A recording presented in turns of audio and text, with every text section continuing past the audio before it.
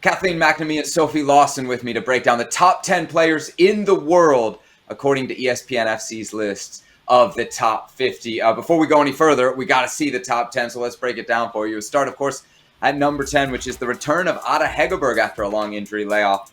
Number 9, we got Barcelona's Bon Mati, also from Barcelona, Jenny Hermoso, although she's about to make the move to Liga MX. Number 7, Marie-Antoinette Catoto. Number 6, Caterina Macario, the only American in the top 10. Number 5, Pernilla Harder. Number 4, Caroline Graham Hansen. Number 3, the great Dutch striker, Vivianne Miedema. Another great striker, Sam Kerr at number 2. And then Alexia Putellas, no surprise there, at number 1, the reigning Ballon d'Or winner. So, Kathleen, I'll start with you. Let's start at number 1. That seems the apt place to begin. Any gripes, any complaints, any case against Alexia Putellas at the top spot? I don't think so. I mean, I think we're kind of adding our voices to what everyone else has already said this season about how excellent she has been. I mean, look, for any ranking, any list, you can probably make some sort of argument. What Sam Kerr has done this season is as impressive. If Chelsea had gone on to win the Champions League or do something impressive in Europe, would we maybe be talking about her instead of Alexia? Possibly. But I think considering what she's done in that Barcelona team and the way she has led them, she deserves that top spot.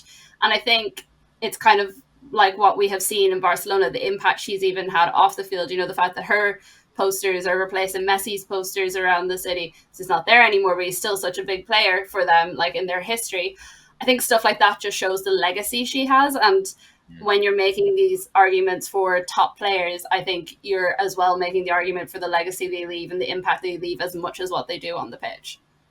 So if you look at the rest of the top 3, and it's 2 forwards, 2 strikers, right? A lot of goals there between Sam Kerr and Vivianne Miedema. They're both great. It's hard to pick between them. I guess the consensus here was Sam Kerr just ahead of Miedema.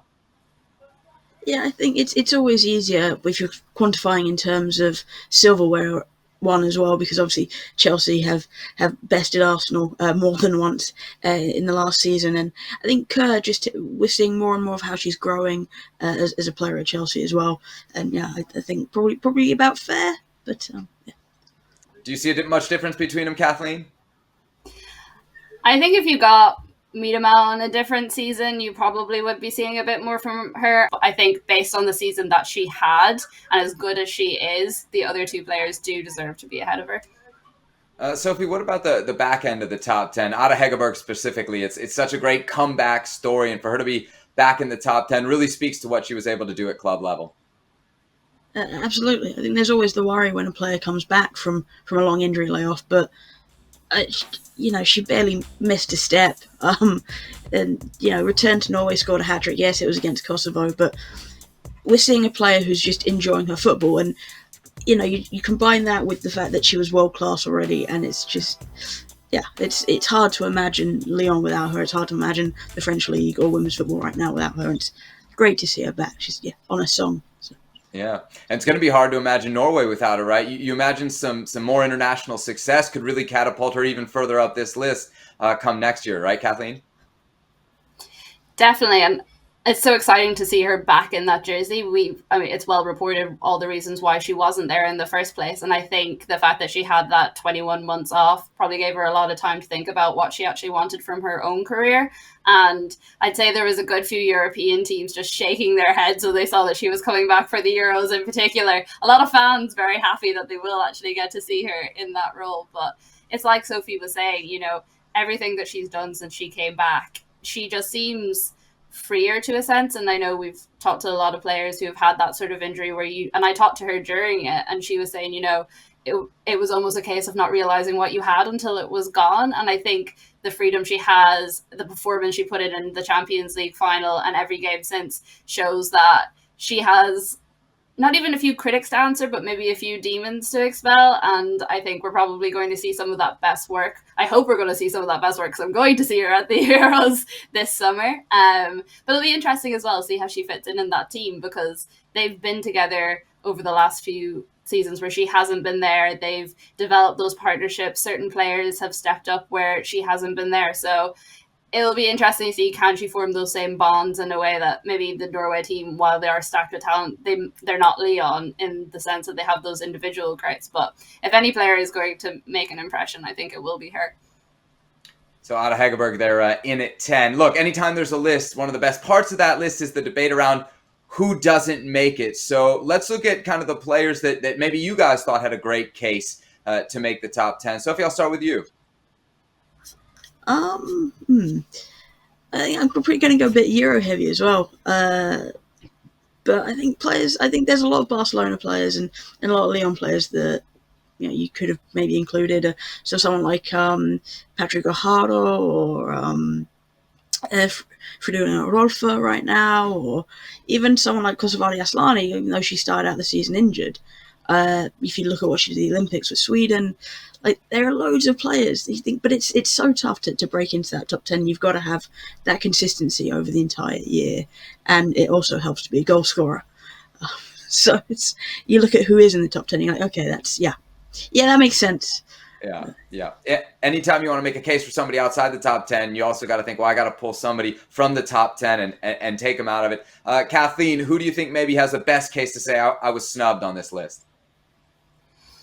Again, I kind of agree with Sophie in that I'm probably going to go a little bit Euro heavy on it, and it's probably something we will touch on at some stage. Like last year, our list was quite dominated by US players up there, and I suppose it's probably a sign of the transitional phase that the US are in, going from that old guard into the new guard. I kind of feel like players like G have just been so influential for Chelsea. And again, not necessarily the one who's getting every single goal, but is just the person, the cog in the midfield who's spinning things. I also think some of the Canadian players might feel a little aggrieved just because of the seasons that they have had. You look at how big an impact Khadija Buchanan signing for Chelsea was this like a month ago or whatever it was when she actually joined. Players like that have been performing so consistently at the top level. A defender so doesn't normally get the nod in terms of whether it's an individual plaudit or even when there is a good game and they play incredibly well, because if a good defender is doing their job, you don't really notice them as such. So I think some of those players could have a bit of a case, and it would always be nice as well to see a goalkeeper sneak into the top 10, because they are definitely probably one of the lesser appreciated positions on the pitch.